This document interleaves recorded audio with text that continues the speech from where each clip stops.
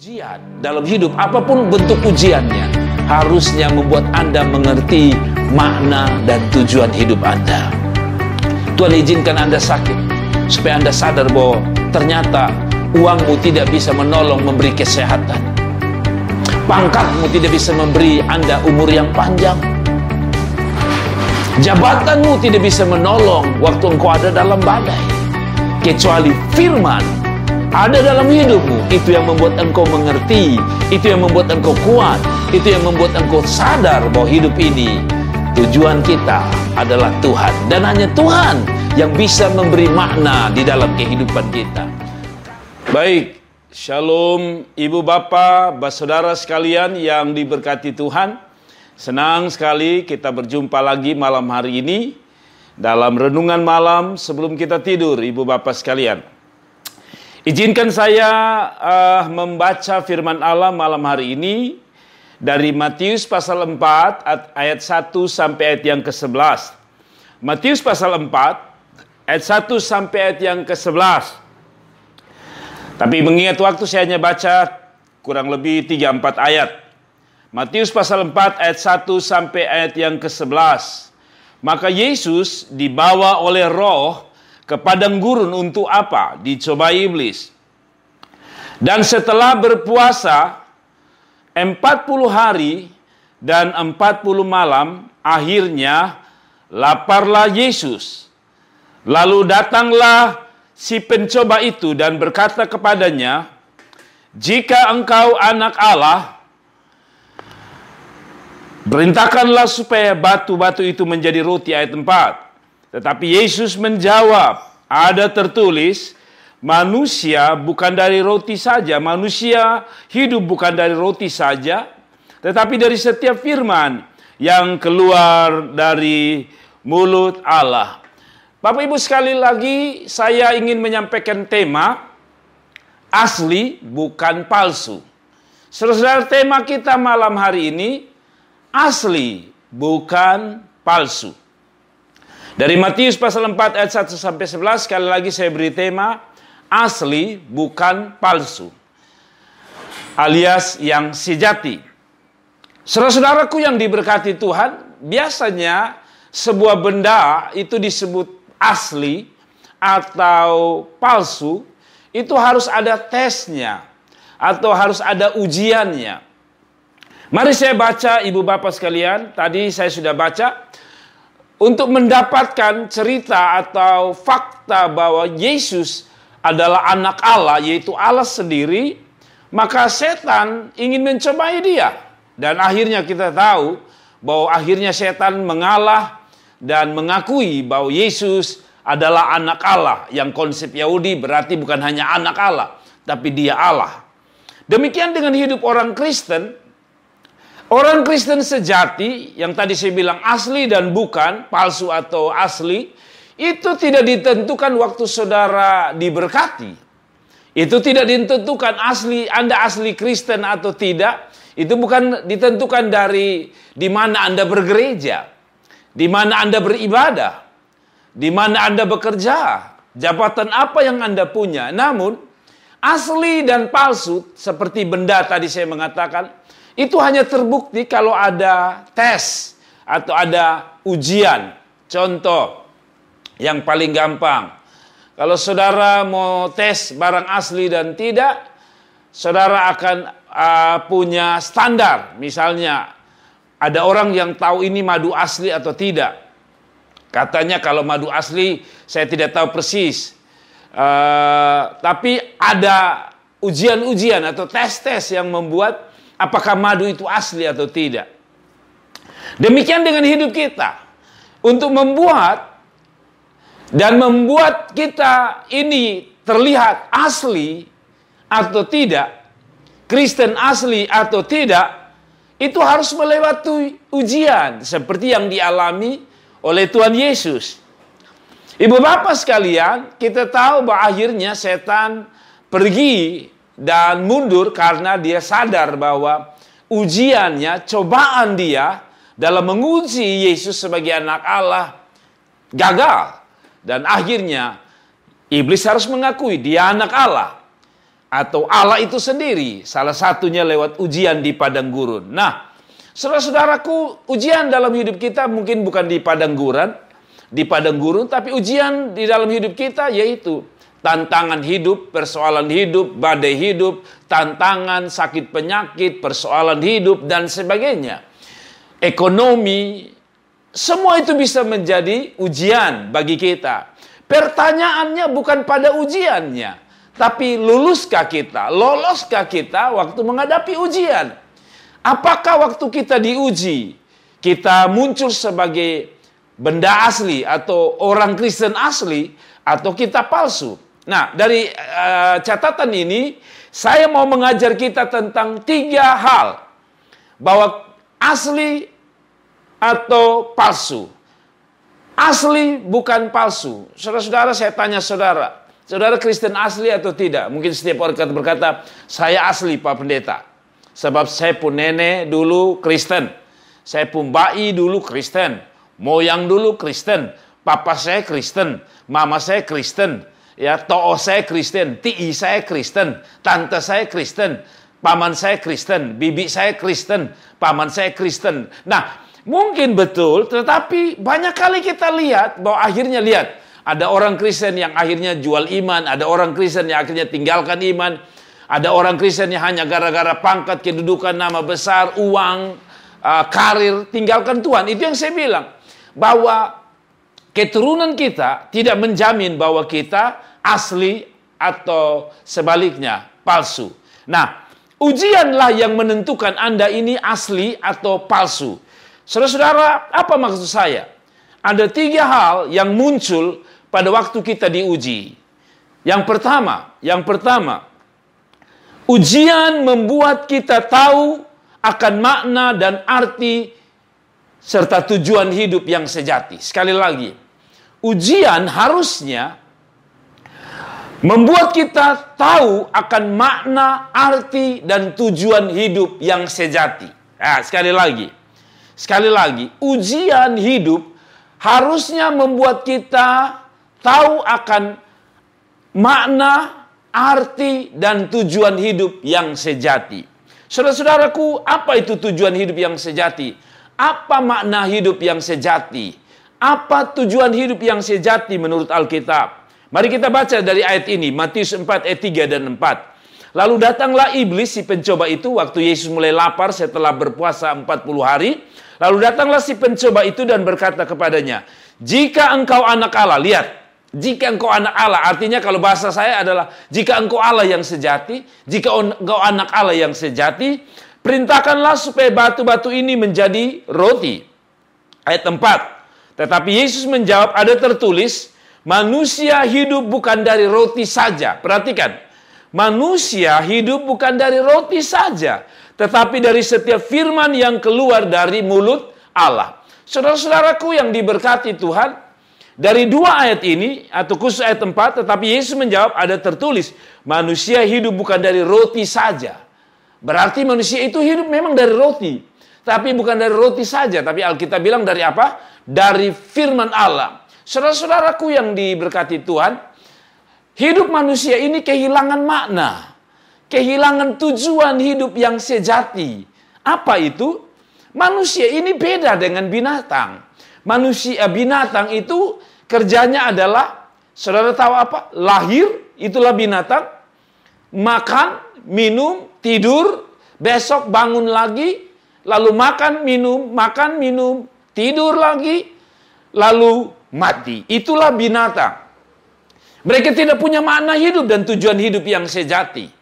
Nah, orang Kristen yang tidak punya makna hidup dan tujuan sejati juga sama. Ketika hidupmu hanya mencari makan, minum atau lahir, lalu Anda cari makan, cari kerja, cari minum, cari pakai, lalu kita mati. Kalau hanya ini, maka saudara bukan orang Kristen yang sejati. Sebab orang Kristen yang sejati adalah orang Kristen yang tahu makna hidup dan yang paling penting tujuan dia hidup. Nah, kembali pada ayat ini.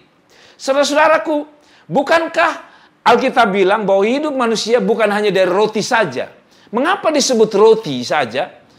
Tetapi dari setiap firman. Artinya begini, 2 hal ini, baik firman maupun roti, adalah bicara tentang kebutuhan pokok manusia.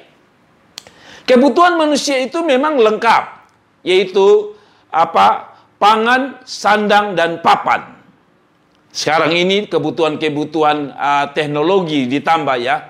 Tetapi pada hakikatnya, pada pokoknya manusia itu punya kebutuhan pokok, yaitu 3 tadi. Pangan, papan, dan sandang. Dan yang paling penting dari kehidupan manusia, tanpa itu dia tidak bisa hidup, yaitu pangan alias makan, yang digambarkan oleh Alkitab sebagai roti. Kita tidak berpakaian pun, kalau kita bisa makan, kita hidup. Tapi bayangkan, Anda berpakaian tanpa makan, Anda mati. Nah, saudara-saudara lihat. Anda tidak tidak punya motor, Anda yang penting punya makan, Anda hidup. Artinya bahwa roti di sini bicara tentang kebutuhan hidup atau kebutuhan pokok manusia. Namun Tuhan menjelaskan bahwa manusia itu harus dibedakan dengan binatang. Kalau binatang hanya bisa makan dan akhirnya bisa hidup, manusia tidak hanya makan, tapi manusia butuh yang disebut selain roti, yaitu firman Allah. Artinya begini, dua-dua ini sedang menunjukkan bahwa tujuan manusia, makna hidup manusia, itu hanya bisa terjadi kalau dua-dua ini terpenuhi, yaitu jasmani dan rohani. Apa artinya?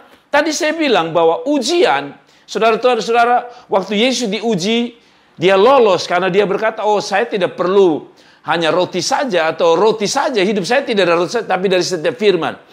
Artinya bahwa hidup kita bukan hanya hidup bergantung dari roti dan segala kebutuhan hidup kita. Kita bisa hidup karena ada kebutuhan yang lain yang lebih pokok daripada itu, yaitu apa? Kebutuhan akan firman, yaitu kebutuhan akan Tuhan. Saudara-saudaraku yang diberkati Tuhan, ada banyak orang punya makan, tapi mengapa dia kepingin bunuh diri? Karena dia tidak punya tujuan hidup. Karena dia tidak punya makna hidup. Kenapa dia tidak punya tujuan dan makna hidup? Karena dia tidak punya firman Allah. Dia tidak punya sang pemilik kehidupan, yaitu Allah sendiri. Saudara-saudara, cari makan boleh. Tapi tanpa Tuhan di dalamnya, tanpa firman yang menuntun Anda, apapun yang ada di sekeliling Anda akan membuat hidup ini terasa gelap. Sekali lagi saya mau bilang sama saudara, kehidupan di dalam dunia ini, sekalipun dilengkapi dengan apapun, tanpa Tuhan dan firman-Nya di dalam, kita menjadi orang yang tersesat. Kita menjadi orang yang gelap. Kita menjadi orang yang bingung. Kita menjadi orang yang, saudara, hidup tidak tenang. Saudara-saudara, sekali lagi, kalau harta, roti adalah jaminan bahwa hidup ini tenang, maka sekali lagi banyak orang tidak akan percaya kepada Tuhan. Atau lebih tepat, maka tidak akan ada orang yang bunuh diri, khusus orang kaya. Tapi berapa banyak kita lihat di internet, orang kaya pun bunuh diri. Nah, sekali lagi saya mau ajak kita begini. Pokok pikiran saya adalah, pertama dengan ujian, kita harusnya memunculkan, atau ujian membuat kita menemukan makna, arti, dan tujuan hidup sesungguhnya. Tujuan hidup kita, sekali lagi, bukan hanya untuk makan dan minum. Tujuan hidup kita harus menemukan Tuhan di dalam hidup kita. Yesus pernah bilang, apa gunanya orang memiliki isi dunia kalau hidupnya binasa? Saudara, mungkin kita bisa hidup karena kita makan. Tapi tanpa Tuhan dan firman, kita bisa mati kekal, alias kita hidup dalam maut. Nah, sekali lagi saya berharap saudara mengerti bahwa ujian dalam hidup, apapun bentuk ujiannya, harusnya membuat Anda mengerti makna dan tujuan hidup Anda. Tuhan izinkan Anda sakit, supaya Anda sadar bahwa ternyata uangmu tidak bisa menolong memberi kesehatan. Pangkatmu tidak bisa memberi Anda umur yang panjang. Jabatanmu tidak bisa menolong waktu engkau ada dalam badai. Kecuali firman ada dalam hidupmu. Itu yang membuat engkau mengerti. Itu yang membuat engkau kuat. Itu yang membuat engkau sadar bahwa hidup ini, tujuan kita adalah Tuhan. Dan hanya Tuhan yang bisa memberi makna di dalam kehidupan kita. Kalau makan bisa memberi kita makna. Makna begini. Orang makan itu bisa memberi makna. Contoh. Orang dengan makan sesuatu dia bisa diberi makna. Contoh begini. Kalau saudara makan, orang-orang makan makanan yang harganya puluhan juta, pasti orang berkata, itu orang kaya. Tapi kalau Anda hanya makan makanan orang-orang miskin, sekalipun Anda orang kaya, orang akan berkata, itu orang miskin. Demikian saudara-saudara, makna kehidupan hanya bisa didapat pertama lewat ujian.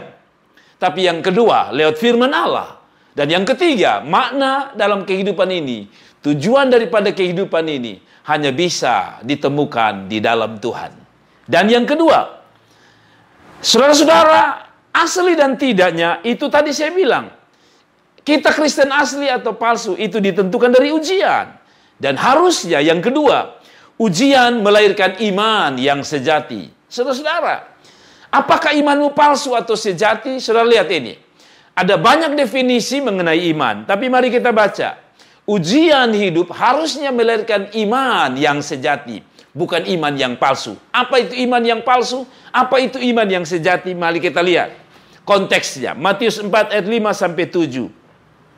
Matius pasal 4 ayat 5 sampai 7. Kemudian iblis membawa ke kota suci, maksudnya membawa Yesus, menempatkan dia di bumbungan bait Allah. Perhatikan, ini menarik. Lalu berkata kepadanya, jika engkau anak Allah, dia lihat itu, jatuhkanlah dirimu ke bawah, sebab ada tertulis mengenai engkau, ia akan memerintahkan malaikat-malaikatnya, dan mereka akan menatang engkau di atas tangannya. Perhatikan ayat terakhir, supaya kakimu jangan terantuk. Ayat yang ketujuh, Yesus berkata kepadanya, ada tertulis, jangan engkau mencobai Tuhan Allahmu. Sekali lagi saya baca ayat 7. Ada pula tertulis, jangan engkau mencobai Tuhan Allahmu. Yang tadi saya bilang bahwa ujian harusnya melahirkan iman yang sejati. Kalau tadi bahwa poin pertama, ujian melahirkan atau membuat kita menemukan makna dan arti serta tujuan hidup yang sejati, maka poin yang kedua, lewat ujian hidup, Tuhan izinkan itu terjadi apapun bentuk ujiannya, supaya kita dapat melahirkan atau ujian itu melahirkan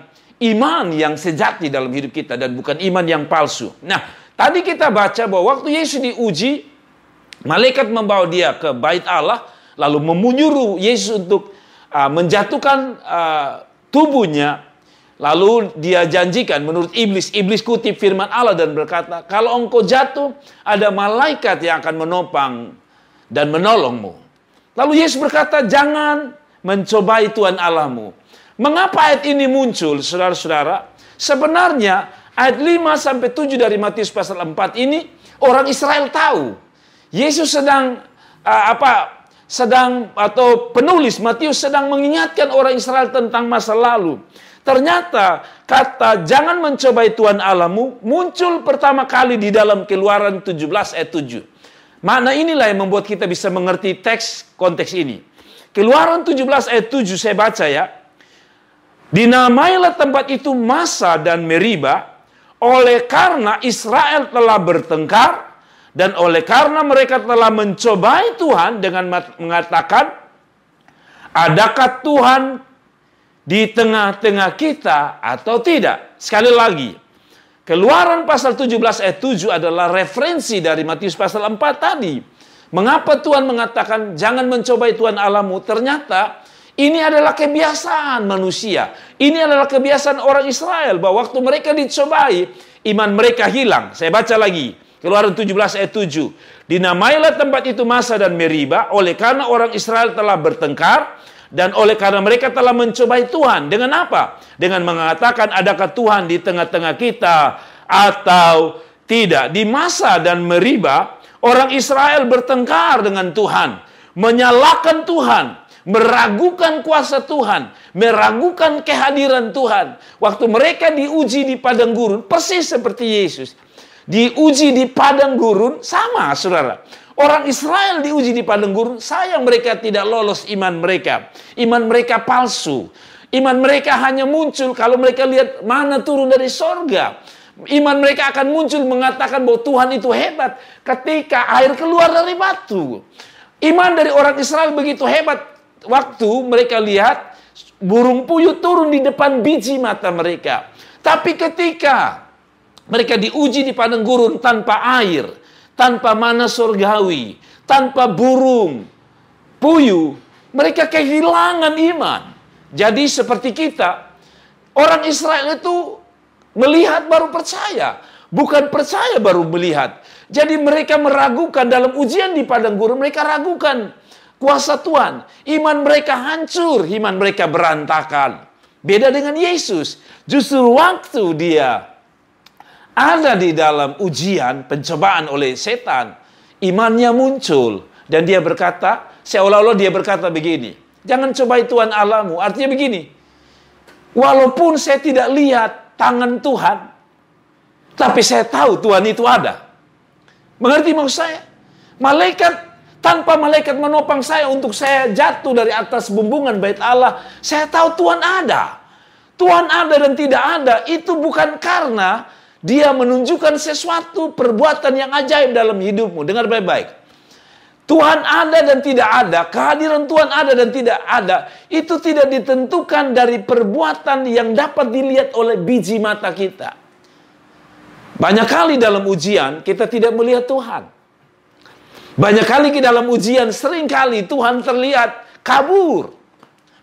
Banyak kali dalam ujian kita harus sadar bahwa Tuhan tak terlihat. Bahkan Tuhan tak terdengar suaranya. Sehingga banyak kali dalam ujian orang sering berkata, di mana Tuhan? Mengapa Allah membiarkan aku bergumul sendiri? Apakah Tuhan buta? Sehingga iman kita hilang pada saat di mana kita tidak melihat perbuatan ajaib Tuhan.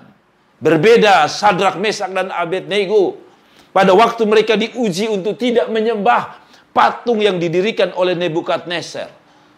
3 orang ini berkata, Allah kami akan sanggup menolong kami. Itulah iman sejati. Tapi tidak cukup sampai di situ. Iman yang sejati mempercayai bahwa Allah akan menunjukkan perbuatannya di depan biji mata mereka. Tapi iman yang sejati ditunjukkan oleh 3 orang ini, Sadrak, Mesak, dan Abednego, dengan berkata, tetapi ingat Tuanku ya Raja Nebukadnezar, bila Allah kami tidak menolong kami, kami pun tidak akan menyembah Tuhan Allah. Atau kami tidak akan menyembah dewa Tuanku.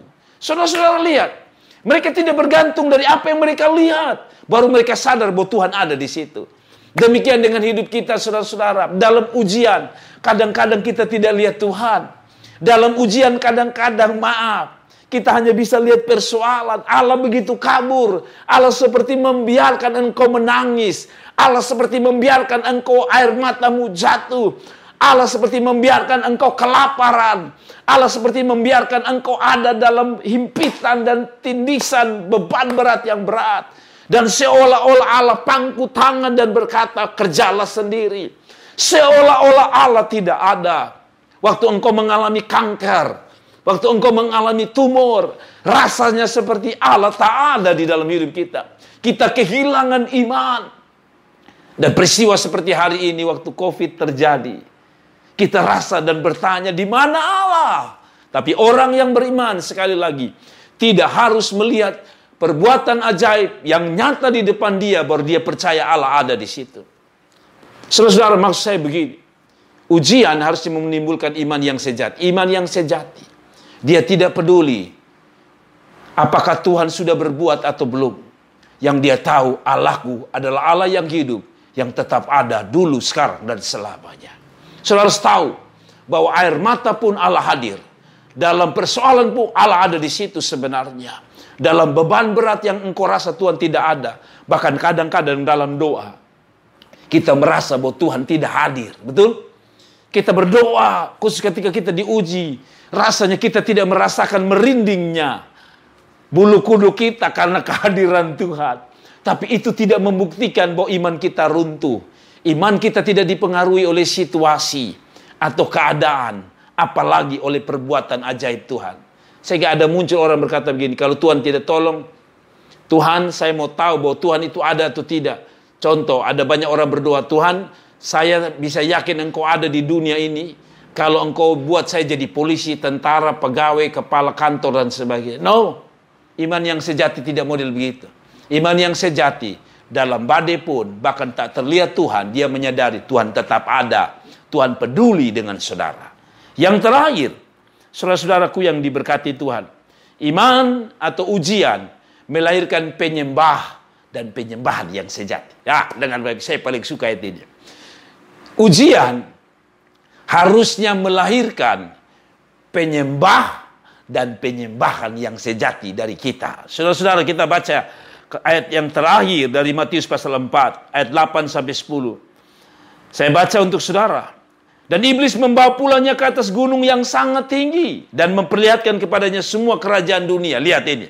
Dengan kemegahannya, dengan berkatnya.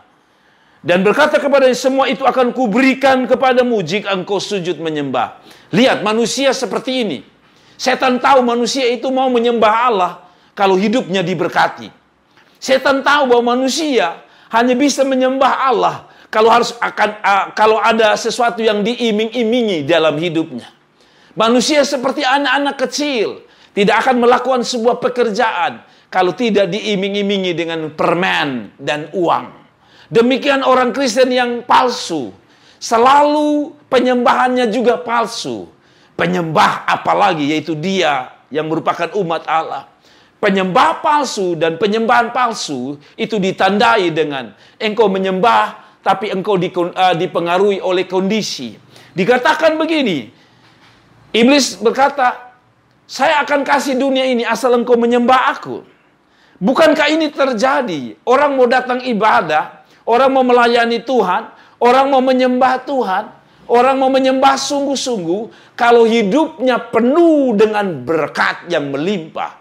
Tapi ketika dia punya persoalan, ketika hidupnya atau orang-orang yang dikasihi diambil dari hidupnya, ketika penyakit menggerogoti hidup saudara dan saya, ketika kemiskinan melanda hidup kita, ketika ujian datang dengan cobaan berat, jujur, kadang-kadang kita kehilangan hati untuk menyembah dia. Beda dengan ayat 10. Maka berkata Yesus kepadanya, "Enyalah iblis, sebab ada tertulis, engkau harus menyembah Tuhan Allahmu dan hanya kepada Dia sajalah engkau berbakti." Saudara lihat, beda dengan Yesus. Yesus tidak pernah terpengaruh penyembahan dia kepada Bapaknya hanya karena masalah harta, hanya karena masalah kemegahan dunia. Berbeda dengan kita yang hari-hari ini merasakan kemegahan penyembahan kalau kita berada di sebuah tempat yang megah. Kalau kita menyembah di laut yang penuh gelora badai, rasanya penyembahan kita terganggu. Tapi kalau kita menyembah di ruang yang ber-AC, ruang yang penuh dengan musik, ruang yang penuh dengan gemerlapnya lampu-lampu yang berkelap-kelip, rasanya lebih merasakan kehadiran Tuhan dan penyembahan kita lebih kusuk. Tapi dengar baik-baik, penyembahan sejati, dengar baik-baik. Penyembah dan penyembah sejati tidak akan dipengaruhi oleh kondisi apapun. Diberkati atau tidak diberkati. Sakit atau sehat. Hidup ini punya persoalan atau tidak. Dia akan tetap menyembah Allahnya. Karena dia tahu bahwa penyembah sejati adalah manusia yang tetap menyembah Allah yang sejati itu tanpa embel-embel yang mengikutinya. Saudara-saudara, bukankah kadang-kadang kita menyembah kalau kita lagi diberkati? Kita menyembah kalau hidup lagi aman. Kita menyembah kalau hidup tercukupi. Kita menyembah kalau kita sehat. Ayub, dia berkata, Tuhan yang memberi, Tuhan yang mengambil, terpujilah nama Tuhan. Dia sempat menyembah sekalipun keadaannya tidak memungkinkan dia menyembah. Sekali lagi, penyembah yang sejati akan menyembah dengan cara yang sejati sekalipun kondisinya tidak memungkinkan dia untuk menyembah Allahnya. Saudara-saudara, kondisi apapun, saya berharap Anda masih menjadi penyembah yang sejati. Anda harus tetap berbakti, melayani dia, dan menyembah dia, sekalipun tidak ada apa-apa di dalam kehidupanmu. Ayub tidak ada apa-apa, anak-anaknya mati, hartanya habis, tapi hati dan sikapnya masih sama. Dia tetap menyembah Allah yang sejati. Kiranya kita menjadi orang-orang Kristen yang sejati dan bukan palsu. Kembali pada tema saya. Apakah kita palsu atau asli? Jawaban ada di tangan Anda. Pada waktu Anda diuji, orang yang asli, iman yang asli, penyembahan yang sejati, itu terjadi saat Anda diuji. Tuhan Yesus memberkati kita sekalian. Baik ibu bapak sekalian yang diberkati Tuhan. Terima kasih telah menonton video ini dan jangan lupa klik like dan klik subscribe dan klik lonceng untuk mendapatkan notifikasi.